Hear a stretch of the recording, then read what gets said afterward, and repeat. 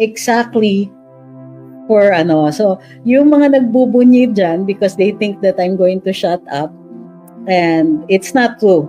Okay, that it is something that I said. If anything kasi, I have been most careful with the things that I say. So, that's not the reason.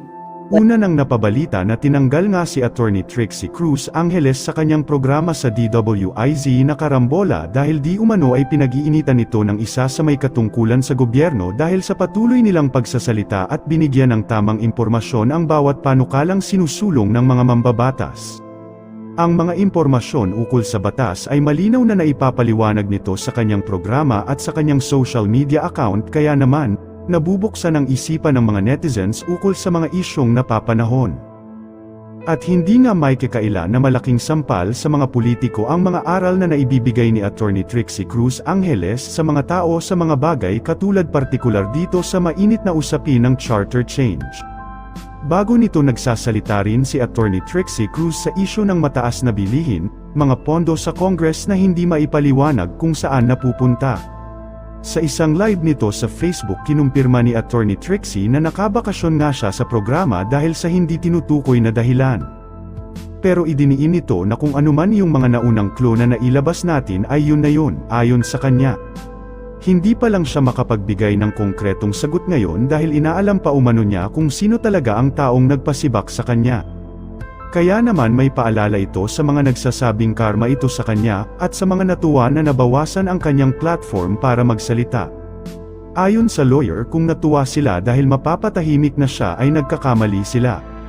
Ang isyong ito ay binigyan naman ng comment ni Mark Lopez na aniya ay, kahapon, eto ang program banner ng Karambola, photo 1. Tapos ngayon, eto na siya, photo 2. Ganyan ba ginagawa ng DWIZ 882, pag bakasyon, ang isang host, inaalis sa program banner? O, bumigay na talaga sa matinding pressure. #I stand with Attorney Trixie Cruz.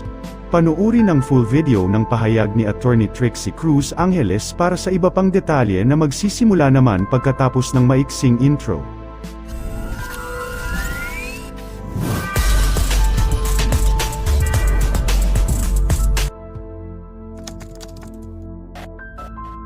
Expecting any big revelations, the primary purpose of this live today is really to talk about how to start changing the Constitution.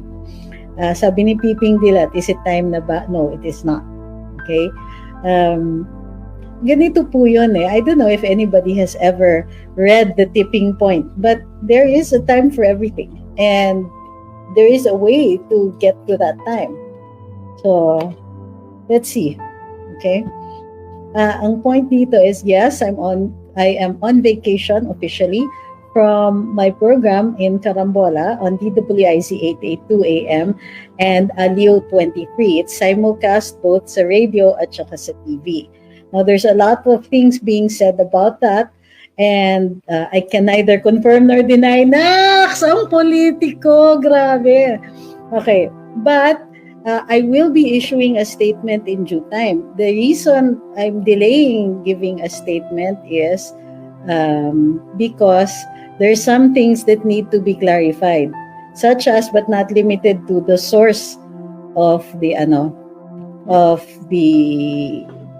reason why I am out, diba? Why I am out on vacation. Kumbaga, sabi ni Jackie, may sakit daw po kayo. I do still have a sore throat and I continue. In case you haven't noticed, I strain every night to talk. Diba? Hindi kasi ako naka-mic because this is simulcast both on Rumble, on YouTube, on Facebook, on TikTok, and I need 2 devices to do that. Kapag matagal-tagal na yung mga live, pag marami na yung mga live dito sa TikTok, papasok na siya sa StreamYard, and I will be able to simulcast on a single app. So until such a time, hindi pa ako makagamit ng mic, kumbaga. So at any rate, hindi naman po tayo titigil sa pag-live dito sa social media, and we will continue as if nothing happened kasi independent naman po ito doon sa programa sa DWIZ and sa Aliw 23. Okay? Sabi ni Jeffrey, pwede po bang magtanong? Makibalita lang po ako sa update sa salary increase ng mga teachers. Wala pa po akong nababalita na ganon.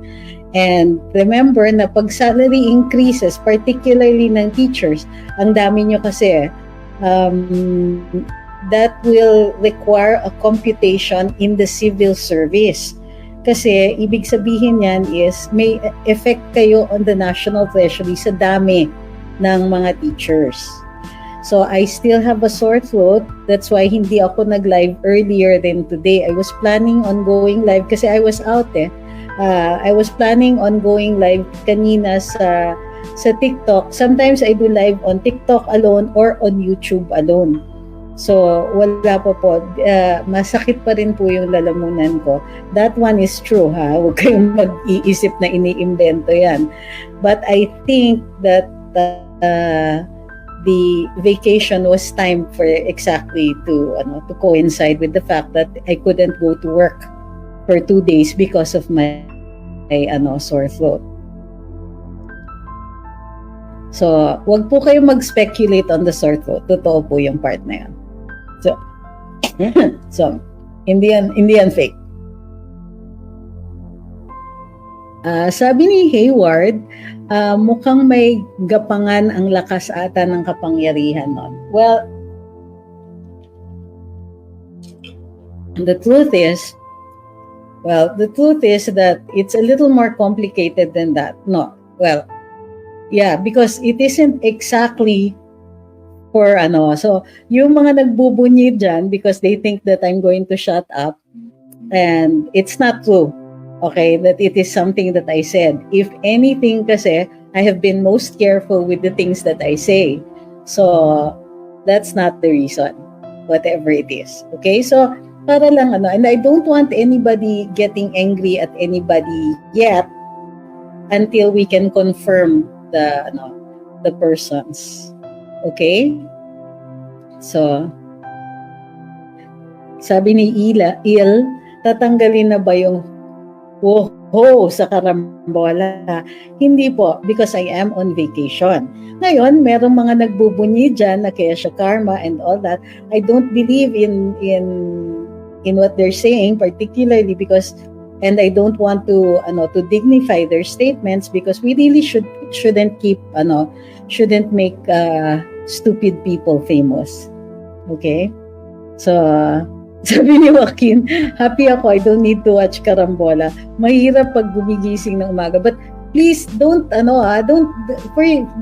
Karambola is really an informative show. So don't give up on it just because I'm not there for a month. Okay, officially I'm just going to be on vacation for a month.